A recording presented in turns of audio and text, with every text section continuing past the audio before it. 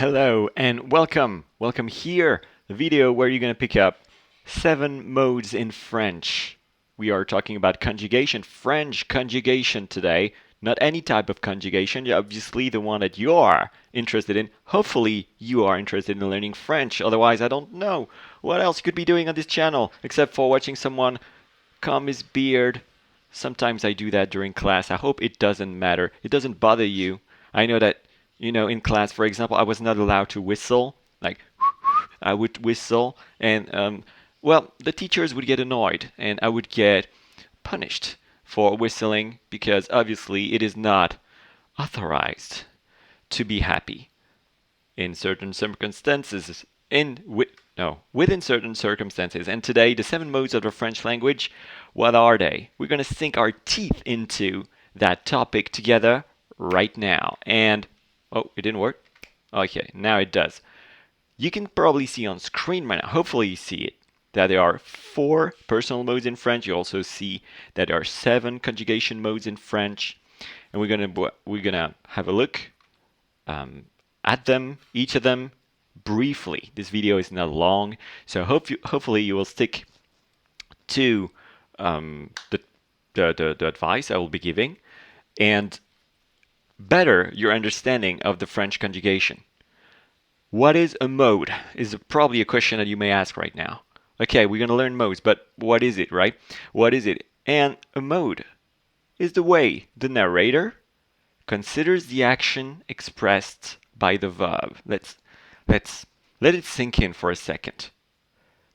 The way the narrator considers the action expressed by the verb.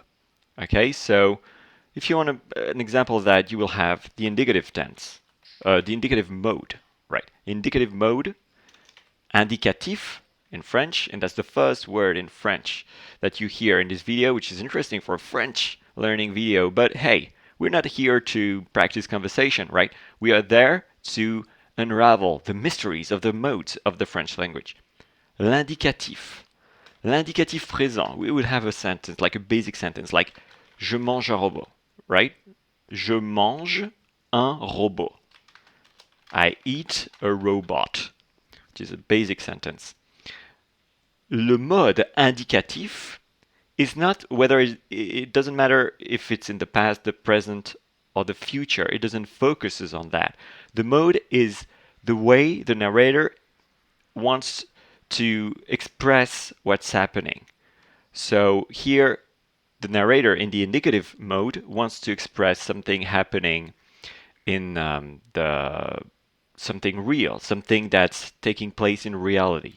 And that's what the indicative mode refers to here. So we can have actions in the past, in the present, in the future. We have a lot of different tenses in the indicative mode in French, up to 8. Okay, but the fact that they take place in reality is really what the mode is. So back to the screen. I eat a robot. Je mange un robot is something taking place in reality, and that's the indicative. Okay, action taking place in reality. Let's write it down. Action taking place in reality. This is the indicative mode. Now, 3 other modes, and you will have noticed by now that we're talking about personal modes, which means that there are also 3 modes which are not personal, which are impersonal. That means that those are not going to have a subject.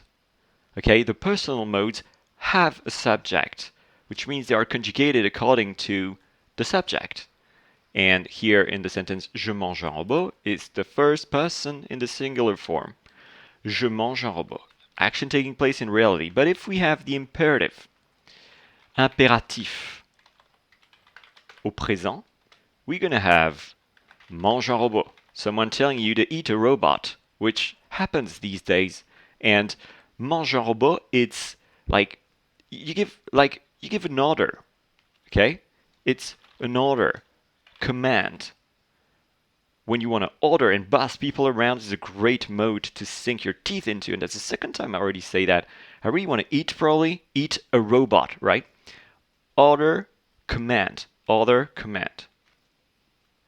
I hope it's clear, lucid, clear enough. And maybe at times it won't be as clear because obviously you have some modes that are a bit more difficult to get than others.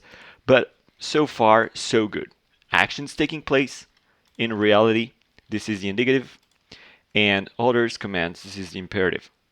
Now, we have the conditional mode, which also, of course, exists in other languages, but we have, for example, the present of the conditional mode, which will be Je mangerai un robot, and you would have I would eat a robot, je mangerai un robot, and that's something out of the imaginary world. So it's not taking place in reality, and usually it involves a condition. So you're not going to have most of the conditional sentences uttered without a condition. So let's add a condition to that. Je mangerai un robot. Maybe you can repeat after me. Je mangerai un robot. Right. Je mangerai un robot. I would eat a robot si j'avais faim.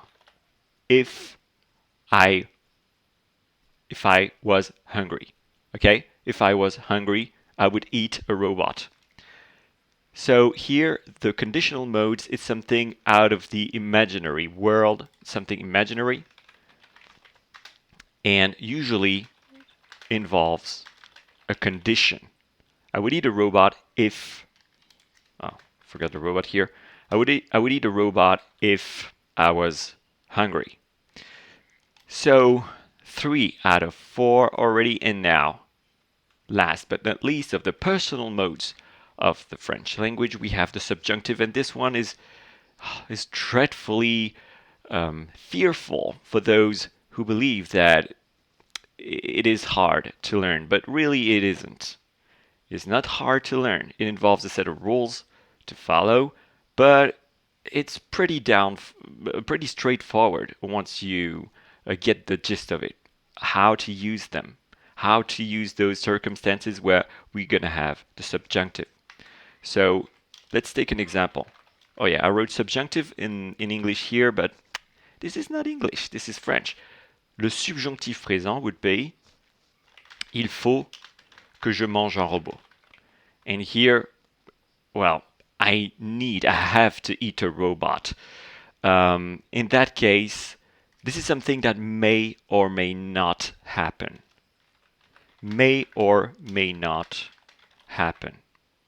This is the subjunctive form of French. Of course, it is simplified here.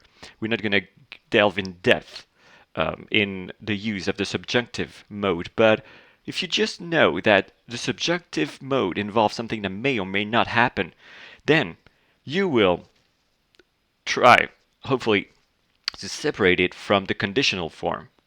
The conditional mode is something imaginary, usually involving a condition, not to mistake with something that may or may not happen. All right? Because those are different modes. And obviously, it's very easy to master those over time because you will have encountered them in a lot of different situations. And of course, the conjugation is different. And well, that's 4 personal modes there. 4, okay? Now, we have 3 more before the video ends, so we're almost there. 3 impersonal modes now. Infinitive. We have participe. In that case, we're going to use the participe présent. Participle, present participle. And we have the gerund, le gérondif.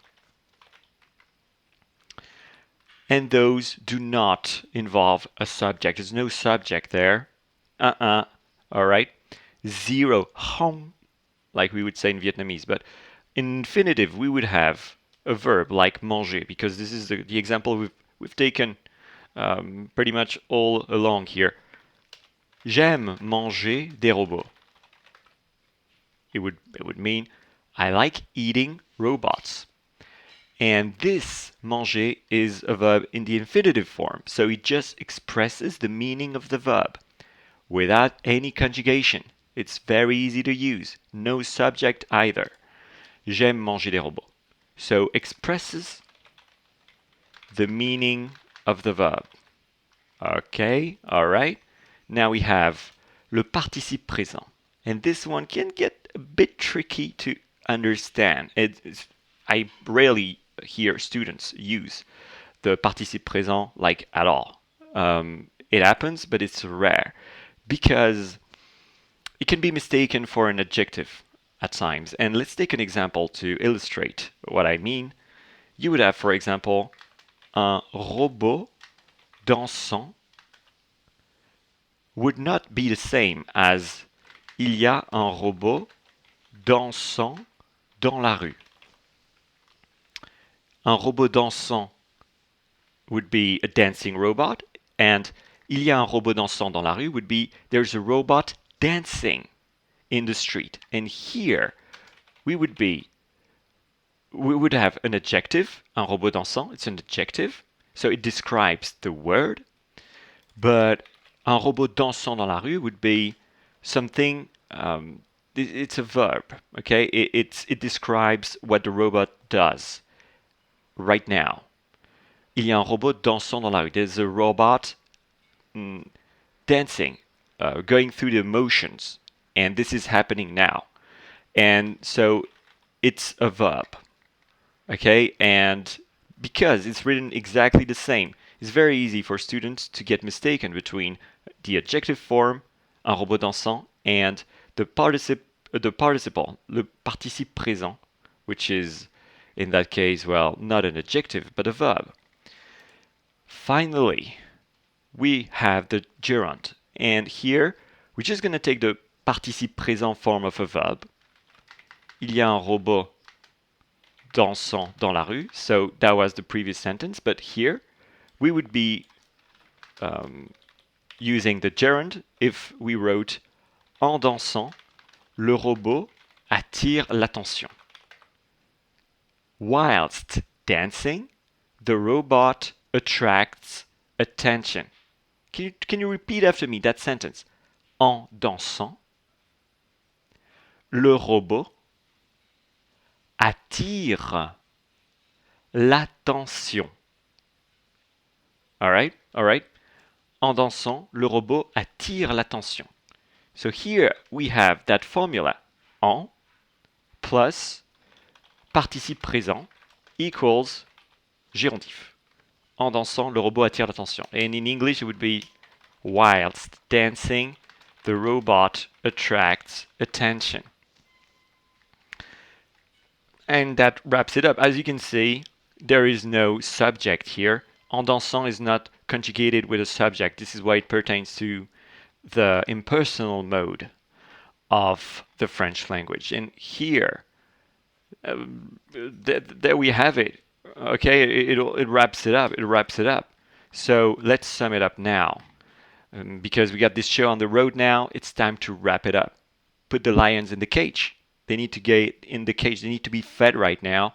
They've done the whole show, okay, and they are tired. So now they need to be fed in the cage. But before they go in the cage, usually the lion tamer, that's the moment he chooses to remember to tell the lions to chill and then to reward the lions. And I have no idea why I keep talking about lions. This has nothing to do with the lesson. However, it can be relevant now to sum it up. So we have the indicative mode. Action taking place in reality. Je mange un robot, it's taking place in reality. Can take place in the past, present, future, but in reality. The imperative mode would be an order, a command. Mange un robot. You need to eat, mange, or, whatever kind of order you can want to utter to someone, you can. That's the imperative mode that does that for you. The conditional, it's something that is imaginary, usually involving a condition. Je mangerai un robot si, I would eat a robot if, all right? This is something imaginary, usually involving a condition.